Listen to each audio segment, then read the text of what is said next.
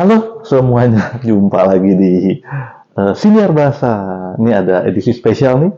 Saya ditemani oleh salah satu interpreter untuk penegak hukum, ya, law enforcement interpreter. Nah, saya mau tanya-tanya nih ke law enforcement interpreter kita, ya. Nah, saya panggilnya siapa ya? Saya panggilnya Dimas. Saya panggil Dimas saja ya. Ya, sebut saja nama saya Dimas. Ya. Mas Dimas, coba Mas Dimas boleh ceritain nggak? Jadi apa yang beda nih kalau Mas Dimas berprofesi sebagai penerjemah atau juru bahasa untuk penegak hukum? Juru bahasa penegak hukum itu pertama bidang yang sangat menarik, dan itu bidang yang juga langka karena tidak semua orang bisa, sifatnya spesialistik. Oke. Butuh pengetahuan tentang teknis lebih banyak. Jadi bukan sekedar legal knowledge, tapi juga legal and police operation. Kita juga harus tahu tentang kewaspadaan terhadap ancaman-ancaman. Oh gitu ya? Iya. Dan salah satu excitingnya adalah karena kita banyak bekerja dengan keamanan. Keamanan diri kita juga harus kita perhatikan. Oh iya. Karena bidang yang kita kerjakan itu sangat berisiko tinggi dengan informasi-informasi yang punya nilai keamanan, nilai security. Misalnya kita banyak menangani bidang-bidang yang terkait narkoba. Kemudian misalnya pelatihan identifikasi narkoba untuk pihak kepolisian. Kemudian ada juga bidang-bidang seperti laboratorium teroris, penanganan teroris, penyergapan, penyerbuan, kemudian ada juga misalnya surat-surat penting atau meeting-meeting penting antara pihak-pihak yang punya pengaruh potensi keamanan di Indonesia terutama khususnya ya.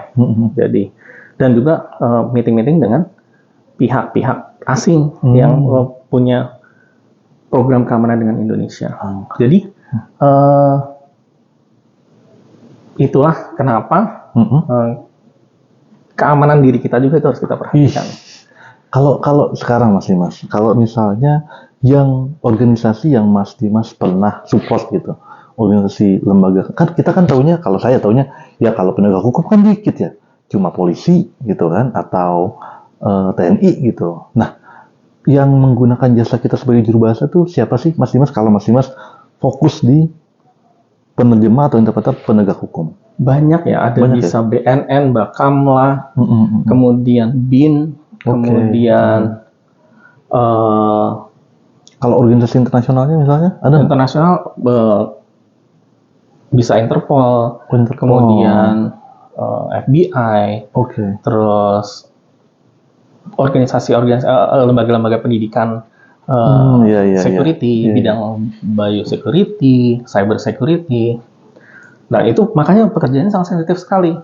Jadi, itu bisa dibilang ngeri sedap lah. Oh, ngeri sedap. Makanya nih khusus, ini edisi khusus makanya panggilan gambarnya agak khusus juga ini. Nah, oke Mas Dimas.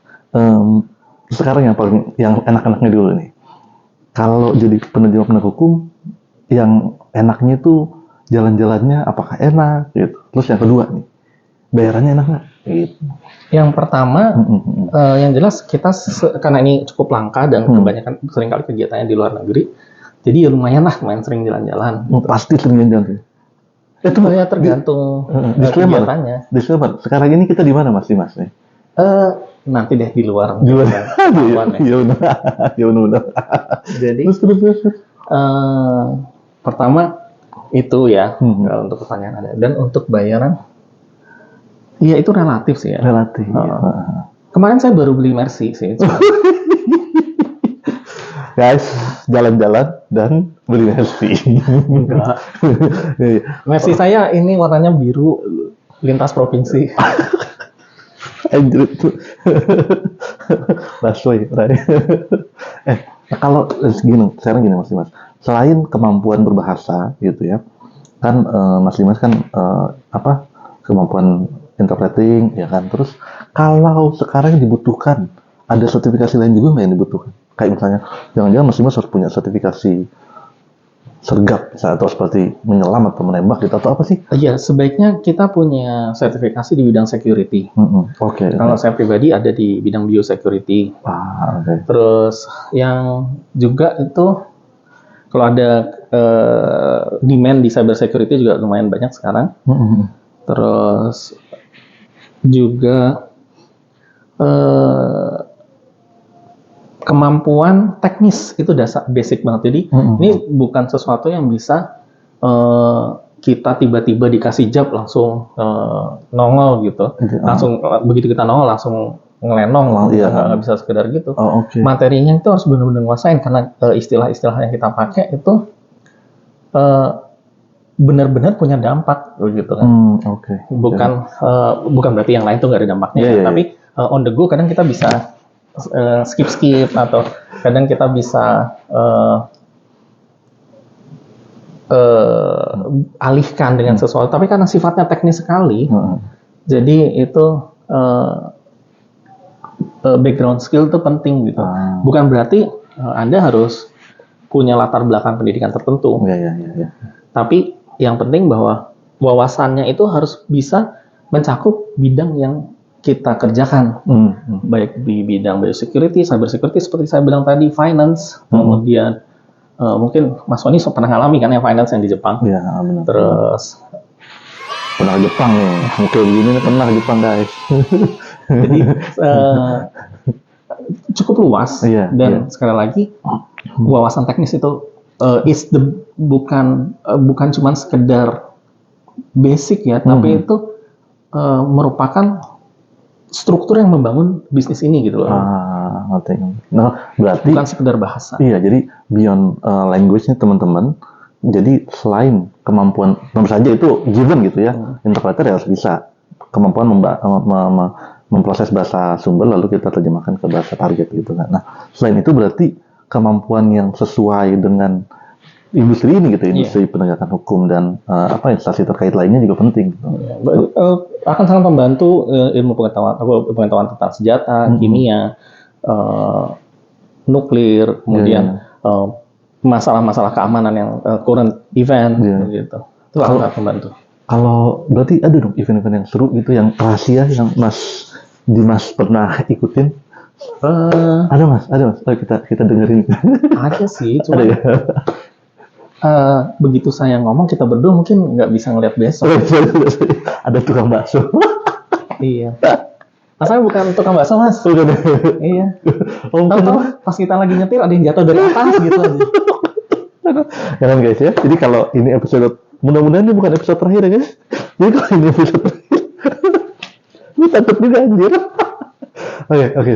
Nah, Mas Dimas, 2 pertanyaan terakhir. 2 nih biar panjang. 1, kalau Mas Dimas melihat sekarang tren AI, nih, ChatGPT, segala macam gitu kan, itu akan menggantikan profesi kita nggak?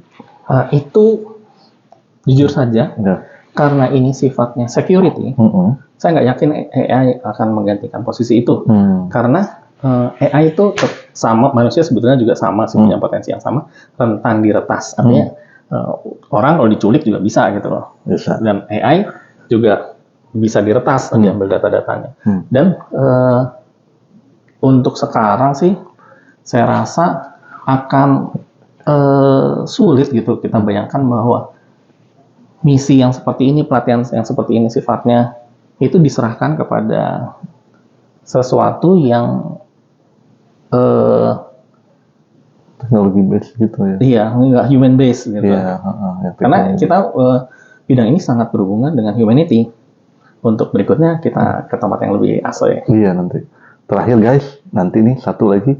Karena pertanyaan terakhir gue nggak jadi tanyain. Karena dia bawa culik guys. Tadi gue gak mau diculik soalnya. Makanya gue bikin body gue nggak gampang diculik. Oke, terima kasih Mas Dimas. Hampir kesebut sama aslinya anjir. Makasih Mas Dimas ya guys.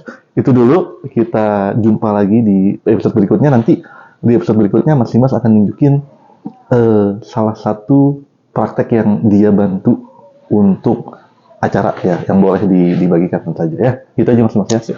Sampai jumpa lagi di Siniar Bahasa.